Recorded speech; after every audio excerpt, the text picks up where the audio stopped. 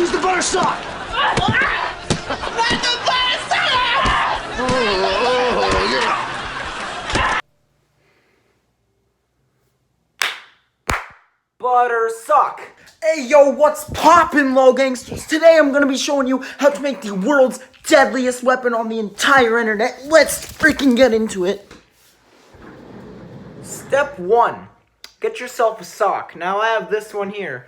I recommend it to be the longest sock you have and probably white. That's racist! So it's more, accurate to the original. Step 2. Sneakily steal a stick of butter with your family. Alright gamers, now that you've stolen some food and got a sock, time to assemble the weapon.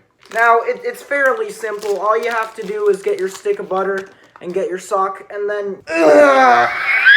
Okay, now we're going to test out our butter sock and see if it works.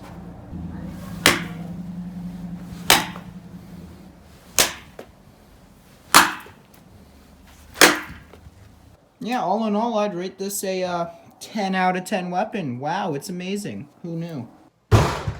Alright, thanks for watching and subscribe if your mom's gay. Goodbye.